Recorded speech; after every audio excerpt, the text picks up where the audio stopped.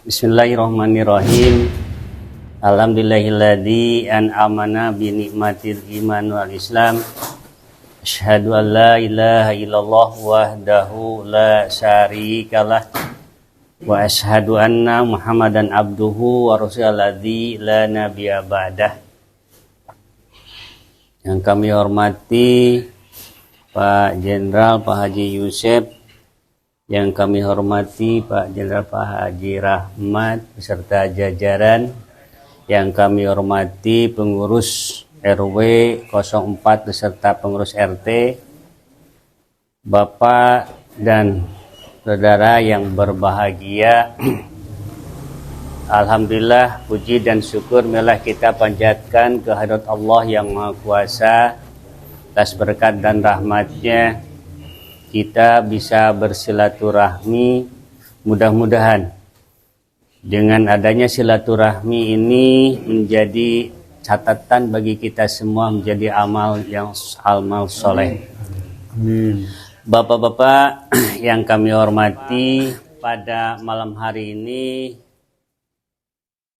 alhamdulillah ini ada yang mau bersilaturahmi, berkenalan dengan bapak-bapak, yaitu ini yang sebelah kanan saya Pak Jenderal Purnawirawan Rahmat. Ini untuk calon legislatif untuk tingkat provinsi. Nah, yang sebelah kiri ini nanti Pak Jenderal Pak Yusef. Alhamdulillah dia dari partai PAN, dua-duanya PAN. Kami supaya satu paket ini untuk tingkat DPR pusat. Insya Allah dengan di rumah Allah ini, beliau-beliau ini mudah-mudahan kita doakan saja apa yang dicita-citakan Allah mengabulkannya. Amin. Nah, ini untuk kepentingan masyarakat juga. Kami persilakan waktu dengan leluasa ke Pak Haji Rahmat. Kami persilakan. Assalamualaikum warahmatullahi wabarakatuh. Waalaikumsalam warahmatullahi wabarakatuh. Terima kasih waktunya. Yang kami hormati Pak Sofyan sebagai Syekhul Bait, teman kami Pak Yusef, Ustadz Adik, bapak-bapak sekalian yang berbahagia. Alhamdulillah, alhamdulillahirabbil alamin, wassalatu wassalamu ala asyrofil anbiya'i wal mursalin wa ala alihi washabihi ajma'in. Asyhadu an la ilaha illallah wahdahu la syarikalah wa asyhadu anna Muhammadan wa rasuluh. Allahumma sholli ala Muhammad wa ala ali Muhammad kama shallaita ala Ibrahim wa ala Ibrahim fil alamin innaka Hamidum Majid. Amma ba'du, rabbi shrah li sadri wa yassir amri wahlul 'uqdatam min lisani yafqahu qawli. Pertama-tama yang paling utama, marilah kita tidak henti-hentinya menjalankan puji syukur kehadirat Allah Ta'ala karena atas limpahan rahmat taufik hidayahnya pada malam hari ini kita bisa bersilaturahmi di Masjid Taqwa di sini. Mudah-mudahan dengan silaturahmi ini kita lebih akrab, bisa saling mengenal dan bisa saling kerjasama. Pada kesempatan yang berbahagia ini, baik ini, izinkan kami perkenalkan diri saya dulu. Bapak mengatakan nggak kenal maka nggak sayang. Jadi nama kami Rahmat Triyono. Kami memang lahir di daerah Jawa Tengah, Boyolali, sudah 60 tahun yang lalu. Jadi kami lahir tahun 63. Kami mempunyai istri satu. Kebetulan istri saya ini kebetulan dari Ciamis, dari Sunda. Dan anak kami 3. Yang pertama sudah kerja di PT Len Soekarno-Hatta, Bandung. Yang kedua sekarang kerja di Rumah Sakit Majalaya, dokter. Dan yang ketiga baru lulus pesantren, melanjutin di SMA Kripto Nusantara di Cibiru. Nah, kebetulan 1,5 yang lalu kami sudah purna. Tetapi doktrin TNI ini kan dari dulu pengabdian itu tanpa ada hentinya. Sebelum atau setelah kita tidak mendengar lagi tembakan salvo. Jadi intinya sampai matilah istilahnya gitu. Selama kita masih mendengar, kita tetap ada jiwa untuk pengabdian pada negara bangsa, khususnya untuk masyarakat. Nah, saya dengan Pak Yosep bertekad kami ingin berusaha yang sebaik mungkin, ingin perbaikan, ingin perubahan yang lebih baik, sehingga negara kita itu betul-betul kembali sesuai dengan tujuan negara kita di pembukaan Undang-Undang Dasar 45. Nah, mungkin itu saja perkenalan kami dan visi kami. Yang jelas kami ini mantan TNI, sudah dididik selalu disiplin. Ya insya Allah kita tidak akan berbuat korupsi lah. Mengajak, mari kita sama-sama sampaikan ke tetangga, sama keluarga, jangan sampai kita ini salah pilih terhadap wakil-wakil ataupun pemimpin kita. Sebagai umat muslim, kalau milih pemimpin itu ya pemimpin yang seiman, sama-sama muslim, yang amanah, yang fatona, yang bisa melaksanakan tugas dengan baik.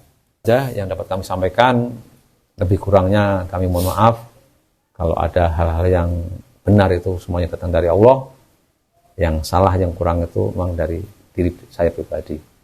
Saya akhiri, wabillahi hidayah, wassalamualaikum warahmatullahi wabarakatuh. Satasan abdi nyarios anu bade nyarios heula sok Bapak.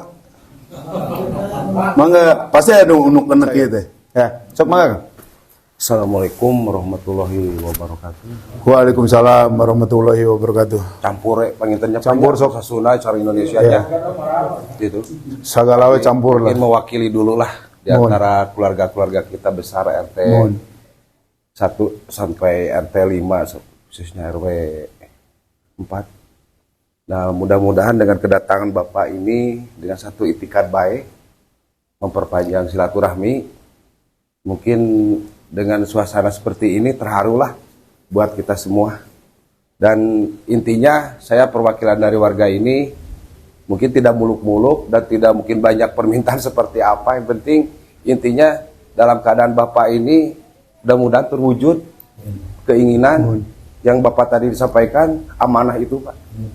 Gitu. Mungkin warga kita juga di sini udah bisa menilai mana yang benar, mana yang salah, dan bisa memilih menurut kata hatinya masing-masing. Iya. Begitu juga mungkin saya tidak banyak berbicara gitu seperti begini gitu Pak. Cuma tadi karena Bapak seperti minta bisa ada unek-unek seperti apa-apa, saya cuma mengungkapkan terima kasih udah datangan di kampung saya. Saya terima dengan lapang dada semuanya. Mudah-mudahan dengan keinginan Bapak terwujud seperti itu. Amin, amin. Dan mudah-mudahan kita dikasih panjang umur sama Allah Subhanahu wa Ta'ala semuanya dengan ya sesepuh-sesepuh seperti ini. Mudah-mudahan dalam rangka seperti ini kita memanjangkan silaturahmi. Iya. Mungkin segitu aja Pak. Saya tidak banyak panjang lebar dulu. Ya. Assalamualaikum warahmatullahi wabarakatuh. Waalaikumsalam. A'udzubillahi minasyaitonir rajim. Bismillahirrahmanirrahim. Assalamualaikum warahmatullahi wabarakatuh. Pertama-tama mari kita ucapkan puji syukur kehadirat Allah Subhanahu wa taala karena berkat rahmat dan ridhonya kita semua, bapak-bapak, akang-akang semua, Pak Sopyan, Haji Sopyan, kita bisa kumpul di sini semua. Hati dan langkah kita itu digerakkan oleh Allah datang ke sini. Padahal begitu tadi siang atau kemarin dikasih tahu Pak Sopyan, engke penting malam Jumat aya caleg dia dalam hatinya udah mikir, iya rek ngawadul nono iya caleg gini. Mau ngomong apa lagi dia? Karena udah 5 tahun bolak-balik ditipu-tipu terus. Termasuk Pak Haji Sopyan kena prank juga. Kena tipu juga. Jadi naon deui itu caleg itu. Tapi karena Allah menggerakkan walaupun hoream-hoream ge datang ke dia. Hatur nuhun bapak-bapak sadayana. Terus yang berikutnya kita haturkan salawat dan salam ke junjungan kita Nabi besar Muhammad SAW yang telah membawa kita semua menjadi manusia beriman, bertakwa jauh dari zaman jahiliyah dulu. Para linter ini wah. Yang saya hormati Pak Haji Sopian, Sebelul Bait di sini. Yang saya hormati teman saya Pak Rahmat, Ustadz Ade, Pak RW. Pak RW mana Pak RW tadi teh? Yang pertama saya akan perkenalkan diri dulu. Mungkin ada Pak Sopian udah tahu, nama saya Pak Yusef. Bukan panggilannya Yosef memang, tapi nama saya Yusef sebetulnya, Yusef Sudrajat. Nama saya Yusef Sudrajat. Saya lahir di Bogor, Pak, karena ibu saya orang Bogor, orang Gunung Salak. Bapak saya orang Garut. Kebetulan bapak saya soldadu. Tahun 62 itu dulu, 61, 62 zaman pagar betis, DITI, ada yang di Garut, ada yang di Gunung Salak. Bapak saya Prada, tentara coreng hiji lah. Jadi tugaslah di Gunung Salak, melaksanakan pagar betis, papanggih jeung mojang Gunung Salak. Ibu saya SD-nya di Watrakumala, karena di luar asrama. SMP-nya di SMP 7 Jalan Ambon, di Saparua. Terus bapak saya pindah ke Bekang, dipindahlah rumah ke Jalan Jalan Muhammad Toha Gang Gemah, depan bioskop Montana. Mun aki-aki mah pasti nyarahungeun. Anak muda mungkin tidak tahu. SMA saya di Baleendah. Di SMA Karya Pembangunan Baleendah. Numun hujan gede baheula banjir. Makanya pindahlah ke dia kabupaten itu. Dulunya kabupaten di Baleendah. Pindah ke Soreang. Nah itu kecil saya hidup di situ. Hapunten abdi nyarios pakai bahasa Indonesia campur Sunda. Karena memang itu terpengaruh oleh penugasan, Pak. Karena memang tugas saya selama 34 tahun kebanyakan di luar. Jadi saya setelah lulus tahun 88, kalau Pak Rahmat Kalimantan, saya ke Aceh. Saya di Aceh 20 tahun, Pak. Jadi dari tahun 88 keluar tahun 2009. Danki, Pasi, Danyon, Dandim, saya di Aceh semua. Jadi apa yang dilakukan waktu itu oleh tentara, mulai dari pecahnya GAM, saya paham benar, sampai tsunami 2004, kontak damai 2009 saya baru keluar dari Aceh. Dari Aceh kemana kan ke Bandung, ke Seskuad di sini. Dapat kira-kira 2 bulan, dipindahkan dari kemana, ke Ambon. Di Ambon saya 3 tahun, dari Ambon selesai, pindahkan dari ke Seskuad, 3 bulan, pindahkan dari ke Papua, 2 tahun. Jadi negara kurang puas sama saya itu. Udah kamu, baru Ambon kurang jauhkan lagi ke Papua. Papua 2 tahun, pindah ke Bandung sebentar, ada setahun setengah lah, udah itu ke Bali. Bali, ke Bandung, Jakarta sampai pensiun. Jadi itu, terus saya punya istri 1, Pak. Saya punya anak 3, Pak. 3, yang 1 lahir di Loksmawe, yang kedua lahir di Sariningsih, yang ketiga lahir di Sumedang. Yang paling besar namanya Muhammad Raka Regnata. Sekarang pangkatnya Letnan 1, lagi danki di Jogja. Nah, di sini ada yang tradisi Akmil tuh kadang-kadang lucu, Kang. Kita senior-junior tuh panggilannya abang. Kalau saya 88 ke 87 ke Pak Andika, di luar kita panggil siap kasad. Di dalam biasanya ya abang. Bang Andika abang kita panggilnya. Itu memang tradisi. Sama yang udah umur tua pun ya kita panggilnya abang. Sehingga anak saya lulus taruna, ketemu saya dulunya papa, sekarang jadi bang, jadi abang dia. Jadi saya punya cucu, Kang, cucu 1 dari yang itu, umurnya 2 tahun. Pak Rahmat juga punya cucu 1 itu, perempuan juga. Itu yang kedua, perempuan namanya Raras Anissa Putri. Sekarang di Baleendah di GPA, rumahnya udah nikah. Nyalek juga untuk DPRD tingkat 2, untuk Dapil 4. Baleendah, Dapil 6 ya, Dapil 6. Baleendah, Ciparai, Pacet, terus Kertasari. Nah di situ, tapi itu ya udahlah, ikut-ikut aja lah, biar belajar gitu. Kalau saya itu yang kedua. Yang ketiga, Muhammad Rizky Andanda Sudrajat, kelahiran tahun 2001, berarti sekarang udah 22 tahun lah. 22 tahun, sekarang lagi pendidikan di Akademi Militer juga, Kang. Tingkat 4, tahun depan Juli lah pelantikan. Perkenalan saya dengan keluarga, istri saya namanya Desma Neti Anita. Sukunya suku Minang, ketemunya di Aceh dengan saya. Saya niatan masuk politik itu, terus terang aja, saya ingin ibadah kalau saya. Saya ingin ibadah. Pak Rahmat juga tadi ngomong ibadah. Cuma kalau Pak Rahmat tentara halus, kalau saya tentara kasar. Bahasanya juga Pak Rahmat halus gitu kan.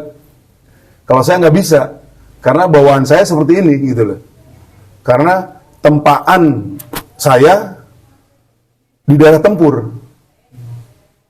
Saya selalu berpikir kalau mati itu ingin masuk surga.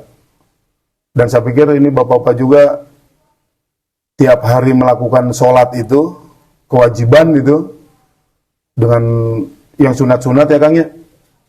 Tujuannya palai ke mana? Tujuannya kanggo naon eta sholat teh? Hayang masuk surga kan? Nah, padahal orang teh lamun dibolekerkeun ku Allah mah loba ting dosa kan? Era orang mun dibolekerkeun mah. Mun ditalanyangeun ku Allah gitu. Waduh, dosa teh komo urang gitu loh. Apalagi saya. Saya di Aceh 20 tahun, Kang. Bayangkan aja. Mulai pecahnya GAM pada saat itu adalah pecahnya 10-10-nya tewas. Kita perhalus sekarang jadi meninggal dunia lah. Kalau dalam pertempuran namanya musuh tewas. Kalau tentara gugur. Tapi karena sekarang saya udah jadi sipil ya, waktu itu 10-10-nya meninggal dunia. Itu yang sah karena saya dikasih penghargaan kenaikan pangkat luar biasa. Di Aceh itu sampai selesai operasi Aceh, sampai sekarang, yang kenaikan luar biasa perwira hanya saya satu-satunya. Kalau Tamtama Bintara ada. Kalau perwira saya satu-satunya. Nggak ada yang lain lagi. Tapi secara negara sah, tapi saya sendiri menganggap naon haknya untuk membunuh sesama gitu. Banyak ustadz ngomong, Pak, yang gitu nggak dosa Bapak. Bagaimanapun nggak dosa, tapi hati kecil saya tetap saya merasa itu bukan hak saya. Karena keterpaksaan aja. Itu yang memang ini. Belum lagi yang lain-lain, Kang. Yang lain-lain saya nggak mau cerita lah. Itu off the record saya dengan Allah aja lah. Dengan kondisi itu, saya nanya sama Pak Ustadz. Makanya tadi Pak Rahmat nyinggung tuh. Saya nanya ke Pak Ustadz, saya tuh udah begini. Gimana sih kalau saya ingin masuk surga setelah pensiun? Ya udah Bapak diam di rumah, tiap hari masuk masjid Pak. Ke masjid, subuh, tong lewat, pokoknya 5 waktu teh. Babarengan yang tetangga di masjid. Tambah dengan sunat-sunat, tambah dengan sedekahnya ke masjid, ke yatim piatu, kemana-mana lah. Sampai Bapak meninggal. Udah gitu Pak Ustadz masuk surga? Belum tentu katanya. Kalau gitu semua Pak Ustadz masuk surga semua dong. Jadi, terus apalagi Pak Ustadz yang bisa saya lakukan apabila saya ingin masuk surga yang memang setelah banyak terjadi dengan diri saya waktu saya jadi TNI. Ada satu lagi Pak, jadi pejabat yang amanah. Setiap goresan tangannya, tanda tangannya, dana yang masuk sama dia untuk rakyat, disalurkan benar-benar untuk rakyat, tanda tangan untuk rakyat. Tidak boleh sedikit pun korupsi. Semuanya untuk rakyat. Bapak meninggal, insya Allah, meninggal masuk surga tanpa hisab. Itu yang saya cari, Kang. Itu yang saya cari. Karena memang, saya kalau untuk anak, kenapa saya tadi jelaskan anak saya udah seperti ini, saya udah selesai. Nggak usah lagi anak udah urusan dia dengan Allah lah untuk memberikan rezekinya kepada mereka. Karena jalannya udah saya kasih. Jadi itu yang pertama saya masuk partai ini. Yang kedua tentu kondisi negara yang tidak baik-baik saja sekarang ini. Tadi Pak Rahmat udah bilang, banyak sekali yang setiap kegiatan, setiap kebijakan yang diturunkan oleh pemerintah selalu tidak pro rakyat. Dalam hati bapak-bapak kan pasti ngomong, bapak nggak pensiun karena ngomong kan, keraktif kemana wae, iya kan? Pasti dalam hati bapak gitu. Kok PSI ngomong itu? Saya tahu hati bapak-bapak. Lari aktif bahwa masih punya power kok nggak ngomong. Sekarang kok ngomong. Ah, disinilah letaknya kami prajurit. Namanya prajurit itu disumpah, Pak. Disumpah pakai Quran, setia kepada negara kesatuan Republik Indonesia dan kepada pemerintahan yang sah yang dipilih oleh rakyat. Jadi saya tidak bisa saya udah tahu situasi ini. Situasi sekarang kan udah 10 tahun yang lalu udah begini. Cuma karena kita disumpah sebagai prajurit, tidak bisa kita, kalau jadi prajurit itu berontak namanya. Selesai kita. Nggak bisa. Makanya kita hanya mengamati aja. Yang bisa kita hindari, hindari. Yang jelas saya selama jadi prajurit, saya tidak pernah menyakiti rakyat. Saya tidak pernah menyakiti rakyat. Kalau ngebunuh karena perang, iya banyak. Tapi rakyat tidak pernah sakiti. Ada satu contoh. Kondisi negara ini yang tadi Pak Rahmat sampaikan benar, Pak. UUD 45 ini, padahal saya terus terang aja saya disumpah harus setia kepada Pancasila dan Undang-Undang Dasar 45. Tapi nyatanya UUD 45 sekarang udah menjadi UUD 2022. Karena udah 4 kali di amandemen. Amandemen pertama yang tadi pasal 1 ayat 6 berbunyi Presiden Indonesia adalah warga negara Indonesia asli. Di amandemen jadi warga negara Indonesia. Itu. Sehingga kalau dulu warga negara Indonesia asli itu ada 100 suku, Sunda, Jawa, Padang, dan lain sebagainya. Setelah tidak ada aslinya, non pribumi pun bisa menjadi presiden. Terus banyak sekali amandemen, 4 kali amandemen, diantaranya yang tadi Pak Rahmat bilang itu, bumi bangunan, sumber alam, segala macam dikelola oleh negara demi kesejahteraan rakyat seutuhnya, sepenuh-penuhnya. Tapi nyatanya sekarang mereka dilakukan oleh swasta semua. Akhirnya kita penonton semua. BUMN rugi terus. Sengaja dibuat rugi supaya diserahkan ke swasta. Sengaja supaya diserahkan ke swasta. Berikutnya lagi ada amandemen yang luar biasa. Dulu definisi namanya warga negara Indonesia asli itu yaitu 100 suku itu. 100 suku bangsa yang ada di Indonesia. Sekarang definisi warga negara Indonesia asli itu adalah mereka yang lahir di Indonesia. Artinya orang Cina pun yang lahir di Indonesia menjadi warga negara Indonesia asli. Kalaupun dikembalikan ke Undang-Undang Dasar 45 yang asli, yang murni konsekuen, tambah aslinya, mereka kena juga karena udah diamandemen, makanya harus dirubah semua. Tugas siapa? Ya tugas saya di DPR RI nanti gitu loh. Dulu zaman kita SMA ada yang korupsi 100 juta, kita kaget, gedenya. Kadia tahun 2000 korupsi 1 miliar, kaget. Akhirnya 2023 korupsi 8 triliun, tenang-tenang nih. Semua santai karena terbiasa dengan tiap hari korupsi. 1 triliun, 2 triliun. 8 triliun itu sakumaha ya tadi. 8.000 miliar. Gila, diem. DPR nggak ada yang ngomong. Kenapa DPR tidak ada yang ngomong? Karena memang kebagian. Untuk kebagian pasti ngomong, gitu. Ini kondisi kita, gitu loh. Ini kondisi negara kita. Terus yang berikutnya, kondisi kita itu, ya udah menyedihkan lah.